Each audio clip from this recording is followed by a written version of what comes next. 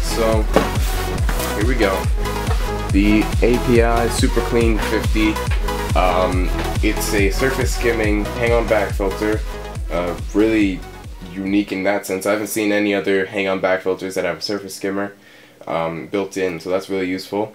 It's rated for up to 50, but realistically, it's mostly for what, 30 gallons to 40 gallons. I would not put it to 50. Any filter that's rated specifically for a certain gallonage or certain liter quantity, use it for about what, like 80% of that volume that they recommend.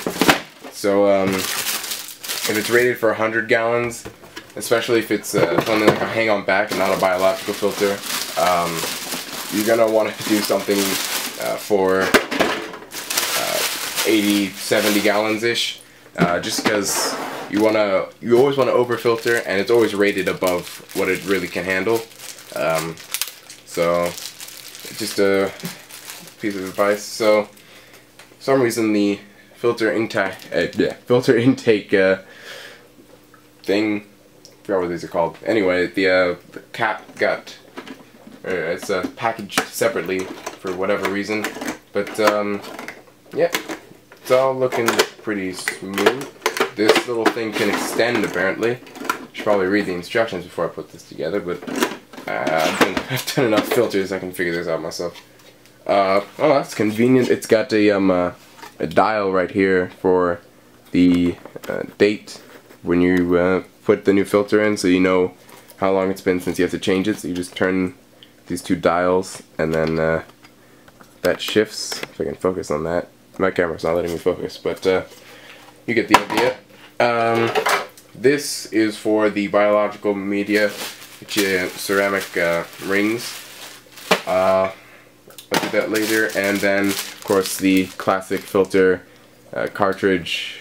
It's got the activated carbon inside of a filter floss package.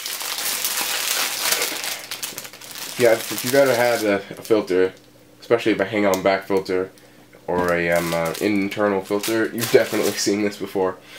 What's next? Okay, so that seems like it all. It also comes with some stress coat by API. That's really useful, especially if you're setting up a brand new tank with this. I'm gonna go ahead and put the biological media on this. Actually, I'm gonna go wash it off real quick, and then I'll be right back. Alright, so I washed the filter cartridge and the bio media. Especially if it's a carbon pack, you want to wash it off before you put it in, because there's always going to be some carbon dust on it. It's not really that bad, but if it gets in your tank, it's just really a nuisance visually.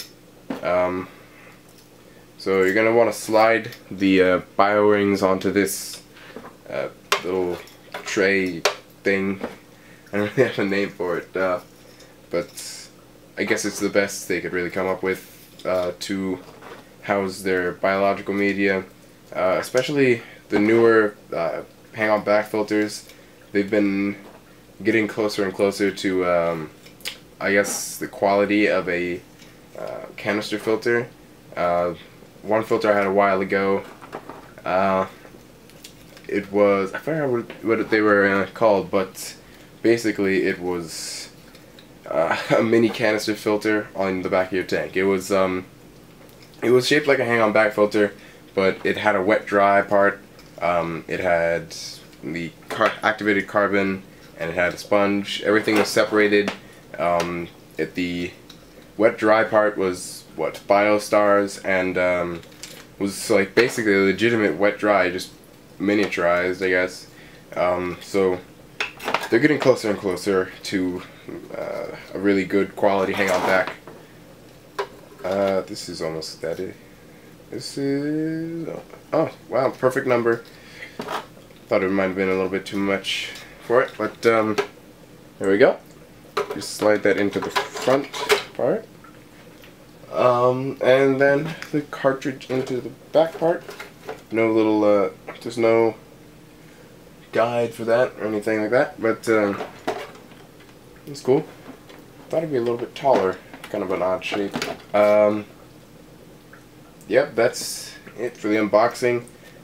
Comes with this little instruction packet. I guess that's what this is. Yeah, it's an instruction packet. And ceramic rings, coupons. That's nice. Coupons for BioStars and whatnot. Yeah, that's it for the unboxing part of this video. Let's get back to the 33.